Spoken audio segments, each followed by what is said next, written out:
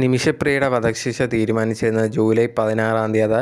ഇത് നാളെയാണ് തീരുമാനിച്ചിരുന്നത്. ഇതെങ്ങനെയെങ്കിലും നീട്ടിവെക്കാനും അതുപോലെ തന്നെ ഇത് തടയാനും വേണ്ടി കുറേയധികം ശ്രമങ്ങൾ നമ്മുടെ ഗവൺമെൻറ്റിൻ്റെ ഭാഗത്തുനിന്ന്, നമ്മുടെ കേന്ദ്ര ഗവൺമെൻറ്റിൻ്റെ ഭാഗത്തു നിന്നൊക്കെ നടന്നിട്ടുണ്ടായിരുന്നു. അതിൻ്റെ മാക്സിമം ശ്രമിച്ചിട്ടുണ്ടായിരുന്നു.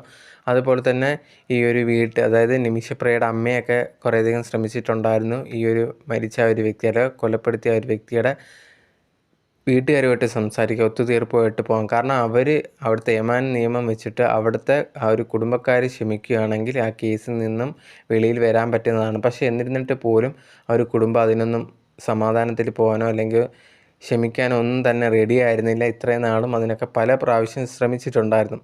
അങ്ങനെ ഇരിക്കുന്ന സമയത്താണ് ഇപ്പം എല്ലാ ഗവൺമെൻറ്റും എല്ലാം കൂടെ ഒത്തുചേർന്ന് ആ ഒരു കുടുംബത്തോട് സംസാരിക്കുക. കുടുംബം ഏകദേശം റെഡിയാണ് എന്നുള്ളൊരു കാര്യത്തിൽ ഒരു ന്യൂസ് ഇപ്പോൾ ലേറ്റസ്റ്റായിട്ട് വന്നുകൊണ്ടിരിക്കുകയാണ്. അതാണ് ഇപ്പോൾ ലേറ്റസ്റ്റായിട്ട് വന്നുകൊണ്ടിരിക്കുന്ന ന്യൂസ്. ഫസ്റ്റ് ആദ്യമേ ചെയ്യാൻ പോകുന്നൊരു കാര്യം ഈ ഒരു ഡേറ്റ് നീട്ടി വെക്കുന്നതിൻ്റെ കാര്യത്തിലാണ്. അതൊന്ന് നീട്ടി വെച്ച് കഴിഞ്ഞാൽ ബാക്കിയുള്ള കാര്യങ്ങളെല്ലാം ഈസി ആവും എന്നുള്ളൊരു കാര്യം കൊണ്ട് തന്നെ ഫസ്റ്റ് ഡേറ്റ് ഒന്ന് നീട്ടി വെക്കാനാണ് മാക്സിമം ശ്രമിക്കുന്നത്.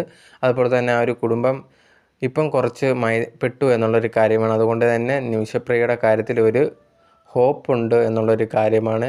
രക്ഷപ്പെടാനുള്ള ചാൻസ് കൂടുതലാണ്. സോ ബാക്കിയുള്ള അപ്ഡേറ്റും കാര്യങ്ങളും ഇനി വരും ദിവസങ്ങളിലേ നമുക്കറിയാൻ സാധിക്കത്തുള്ളൂ. അങ്ങനെയാണെങ്കിൽ നമ്മൾ അതിനെപ്പറ്റി ഒരു വീഡിയോ ഇടുന്നതായിരിക്കും.